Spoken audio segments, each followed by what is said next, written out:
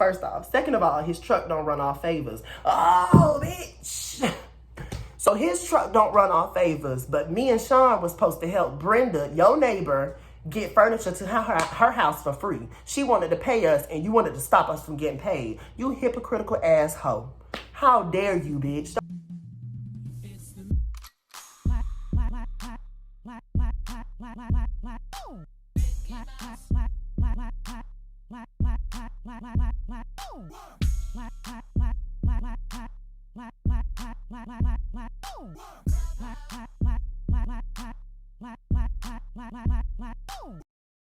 Here we go. Hey, you guys, what up, what up? It's your boy Tyson. We are back to refilm part 3 of this damn roommate story time. Oh, let's hurry up and get this shit over with. All right. We ain't gonna even do no intros. We're just gonna cut right in. All right. So picking up from where we left off real quick. New name. I'm tired of saying Capri Sun's mom, so what we're going to call her is Charmeleon. For those who don't know, Charmeleon is the second form of Charmander off of Pokemon. Now, really, she's built more like a Charizard, actually more like a Blastoise or a Venusaur. But the reason why we're going with Charmeleon is because he was ugly. So, yeah, and that was her inside and out. So, petty boots. At any rate, all right. So, moving on to the bad situation and all that happened. So, Capri Sun had talked to me a couple days prior to me and Charmeleon meeting, or not meeting up. We met, me going to Charmeleon's house, me and Sean, to go get the bed and all that. She had spoke to her, and somehow it got misconstrued. I guess I said my cousin was coming.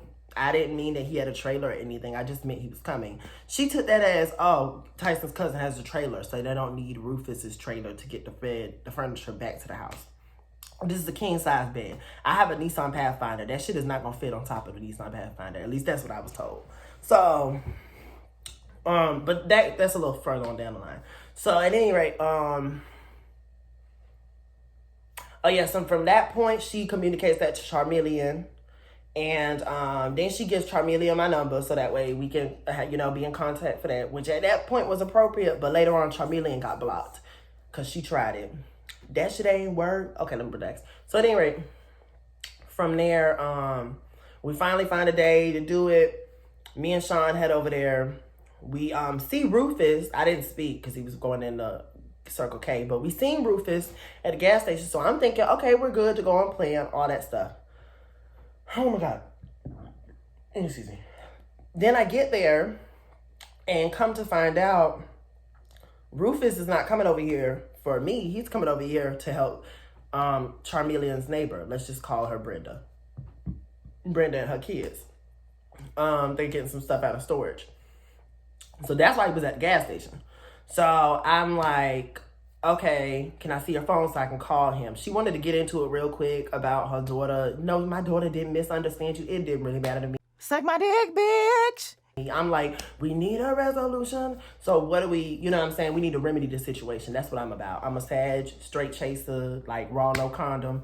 I don't got time to be sitting here bickering about little shit. What's the resolution? That's what I need to know. So called Rufus, asked him if he would do it. He said, sure. I said, how much do I owe you? He said 40. I said, okay, I don't have that. I'll be honest with you. I don't have it, but I do get paid Tuesday. And that was the honest answer. Like when we had got moved in, I was broke. So I was rebuilding finances right from then and there. I had spent all my money in that hotel pretty much. So with that being said, no, not pretty much, I did. So with that being said, I was like, I don't have it for you now, but I can, you know what I'm saying, get it to you Tuesday. He's like, Tyson, I'm just joking. You're a good man. I got you. Thank you, Rufus. Hand the phone back to Charmeleon. So at that point, we're good. Everything's good. So Charmeleon knows that he didn't charge me, right? She's seen that situation happen. That's important to remember. So he finally gets over there. We, link up with Brenda. We head down to the storage facility to get her stuff out. So from this situation, we got all the stuff in. She did make a little snide remark because when we first got there, she had got out, but she didn't uncrank the car. And I guess that's why we didn't instinctually get out. And instead of just turning around saying, hey, y'all, come on so we can go get y'all stuff, she got to be obnoxious as hell. Oh, y'all ain't going to get out? I'm like, bruh, this lady is the most obnoxious lady I've ever met. Well, oh wait, I haven't met Candace Owens, but she's up there. She's up there.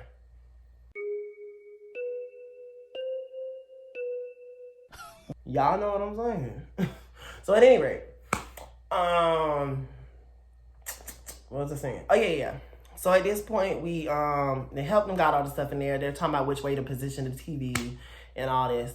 So Charmeleon, once we start leaving, Charmeleon feels like Rufus is going too fast while we're getting out of the storage facility. I really don't remember how fast he was going, but I also know odds are he was probably following Brenda's speed. Because I know when we hit the road, the main road where you drive on, her ass was going 50 and a 30. So, and I expect him to follow her. He don't know this location. And although we do know it, we're behind him. So, I mean, if he get lost, he get lost. Then we, you know what I'm saying? So, I can understand his mindset in following her. But nonetheless, she pulled up beside him and she literally cuckolded this man and his wife. Shit.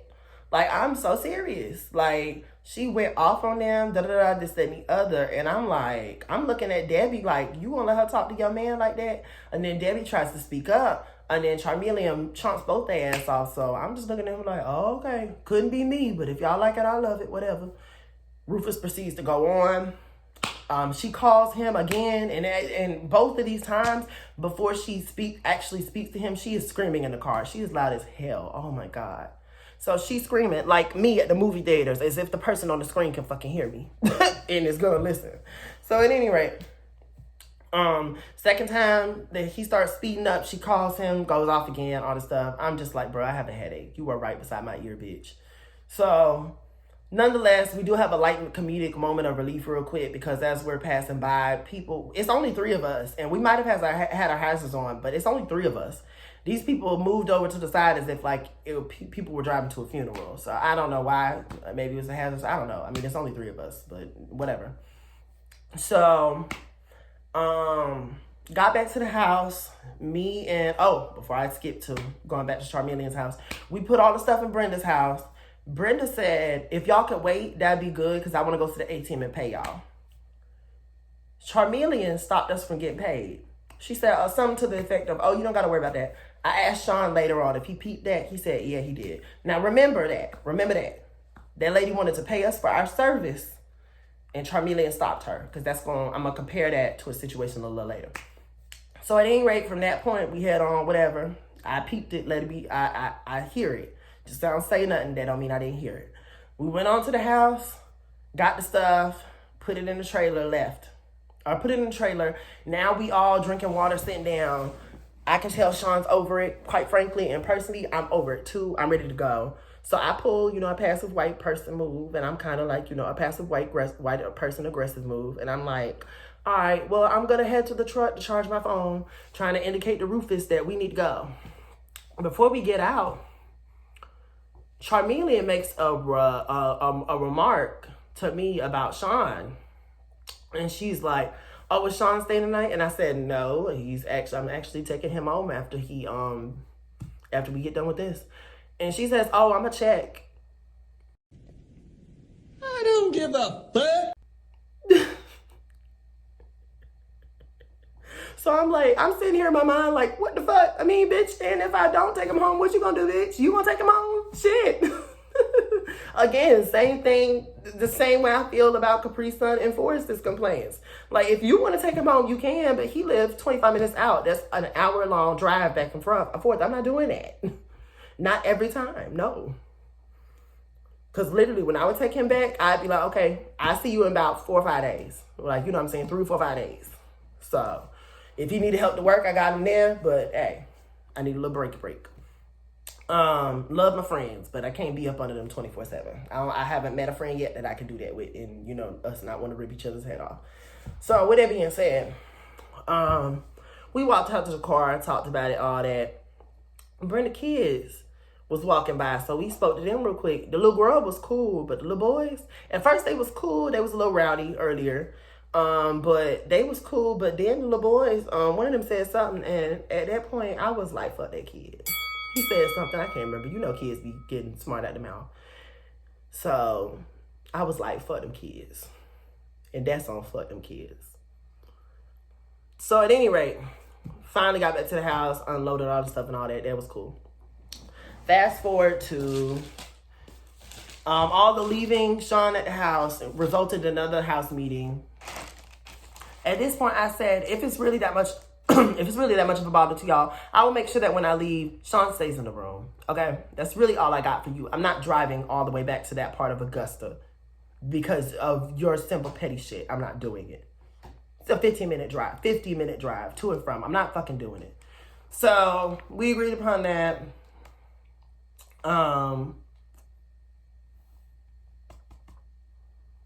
Is there anything else? Now, if I'm being completely honest, I feel like Capri Sun was giving me white girl yells rape tease.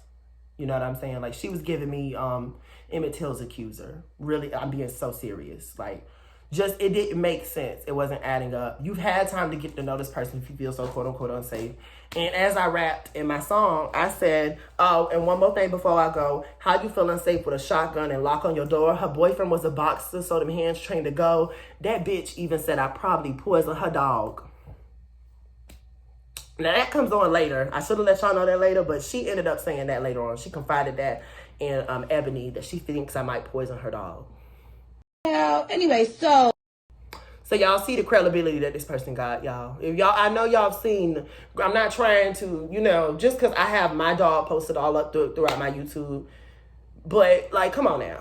Because, I mean, that's like somebody saying, oh, I can't be colorist because I have a dark-skinned sister or mom or, you know, wife or whatever. That doesn't save you from it, but come on now. Do I look like I want to poison somebody's dog? Come on now. She was grasping straws when she said that. But at any rate, she got to plant those seeds in people's minds where she can. So I understand the game, baby. It's okay. And at that point, I'm referring to Capri Sun. I don't know if I said her name or not. But, yeah. So let's see. Now, keep in mind, while all this drama is going on, they are on and off on vacation. A part of these vacations are them going to visit Ebony and Ivory. They used to live in Augusta. They were like my second family. Then they moved to somewhere else. And they still, Ebony, well, Ivory came too sometimes, but Ebony would still come by to get her hair done for my hair lady. What's up, Shavana? So with that being said, and I worked all the time, so we rarely saw each other. You know what I'm saying? With that being said, is there anything else I need to mention? Oh, yeah, real quick. So the Rufus situation comes back up.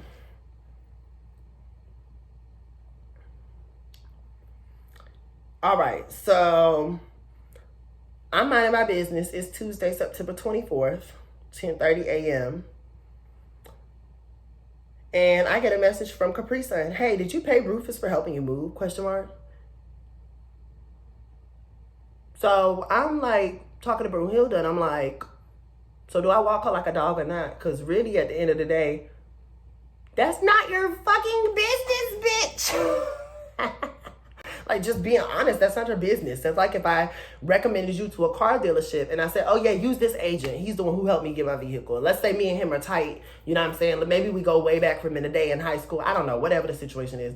And you tell me everything from A to Z that happened with the transaction as far as you getting a vehicle. I don't need to know that shit. As long as he didn't oversell you, he wasn't rude to you, I don't need to know what happened. That's not my business. Get your vehicle, baby. So that's not your business. It doesn't matter if you don't need to know that. And that did come back up later. And I let her know to her face, that's not her fucking business. So I calmly responded because Brunhilde said, no, don't be mean to that girl. She saved her ass. So I said he did that as a favor. Or it as a favor. So she responds, I mean, common courtesy. And baby, courtesy spelled with an O if I'm not mistaken, baby. Nigga stupid. But common courtesy would have been to still pay him since he helped. So at this point, now we're really approaching the area of this is not your fucking business. So I don't have nothing for her nice to say, but I almost said his name. Rufus and I already had that conversation. That's all I responded to her with. And at some point I stopped. I want to say I stopped responding to her because like I said, I'm driving and working during this time. So let's see. Yeah, I did stop because her mom started texting me. And come to find out, how I told y'all they're like toxic. I think I mentioned that in one of these past videos. Charmeleon and Capri Sun were together when they were sending me these text messages, like some Bobsy twins. So I'm like, you get off on doing petty shit like this? Like, I understand. Oh, I understand. I'm petty, but you get off doing shit like this? Stop it. Get some help. And if you want to know if I genuinely feel like they gave a fuck if that man got paid or not, no, that's not the reason why they did this shit. Let me tell you why they did this shit. They did this shit because, come to find out, I didn't know this until later, but Capri Sun and Forrest paid on moving day. So either a few of two things were going to happen, because this would happen right here. I'll get back to that. Let's see. So then her mom messages me. This when she get blocked. She says, hey, did you give Rufus something for gas yet? And my response, I'm on the phone with Ebony and Brunhilde throughout this process. So Ebony was like, okay, so maybe he went back and said something. Maybe they got into it and he was like, oh, I'm helping your friends for free or da-da-da. So maybe he said something. So I'm like, okay, so did he say anything about needing gas? Because you were there when he said he would do that as a favor. And she responds, this is what Charmeleon, Capri Sun's mom, says. This response is what she said from simply saying that. I understand what he said, but he wasn't here for you in the first place, and his truck don't run off favors. So you should still give something. It's not that hard. You making it hard for people to help you. Now hold on now.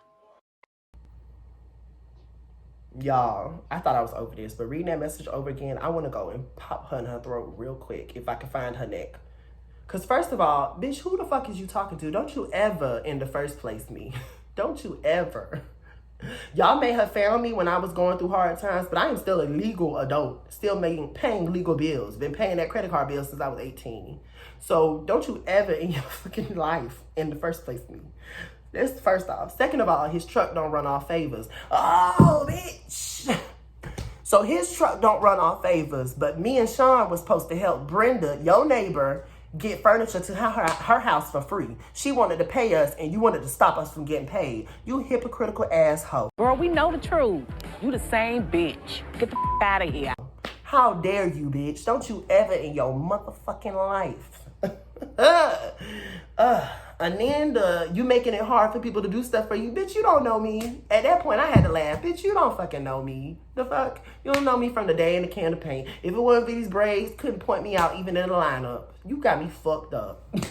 So at any rate, I'm still on the phone with Brunhilde and Ebony, and they're like, okay, that's a bit much. So I just, at this point, I'm like, okay, if that's the case, send me, I almost said it again, Rufus's contact information. She responds, Rufus don't have Cash App, he got a flip phone. I said, I just need the phone number. And so she sent it. At that point, I was working it from a 10-10-80 stance. 10%, if I had came and gave her that money, she would have not given it to Rufus. He would have never seen that money. That is 10%. I do believe that. 10%, there was another 10%. I can't remember what it is. 80%, I believe, is, and this is what I was touching on earlier, I believe it was, oh, my daughter and her boyfriend had to pay, so you should have to pay too. That's what I really feel it come down to. I don't think she genuinely cared that much about that man getting that money. She didn't. Just being honest, knowing her personality, no. Like, keep in mind, I've been dealing with these people, you know what I'm saying, for a month and some change now. I'm very observant. Just as much as I can be talkative, I'm observing you. Trust and believe. So with that being said, I don't believe she honestly cared about that man getting that money. She was going to take that money for herself. And they wanted to do some petty shit and harass me for whatever reason, because their lives are not going well. Because like I said, they were together when they were sending me those text messages, doing childish shit. So at any rate, this is the shit that I got to deal with, bitch. I moved in with you. I didn't move in with your mama, hoe. So at any rate, I blocked her ass at that point. Didn't hear from her again, of course, until the final showdown, which that'll definitely be part 4. While all this is going on, although, you know, Capri Sun is so in distress and all this shit, she still want to invite us to the movies. Me and Brunhilde, more so us than Sean. You know what I'm saying? But she want to invite us to the movies, beg us to go. Like, she begged us, and we told her we got to work. You know what I'm saying? That was real awkward. But, you know, you was trying to move out and find a way out of the lease since September, right? So, you see what I'm saying? Just fake as fuck. But at any rate, real quick, the last thing I need to mention. Oh, wait, there's one more thing. The dog had an accident. I stepped in the piss. And I simply just put her in a room. We had a house meeting. It was real quick. And I said what any sensible roommate would say: if y'all are gonna leave the house, just please keep her in your room. If she has an accident in your room, hey, you know, you can clean it up when you get there. She has an accident in the living room. Now I got the, you know, it just common roommate, you know, common courtesy. Since we want to talk about common courtesy. So yeah, nonetheless, real quick, I get into this story. So with everything that was going on,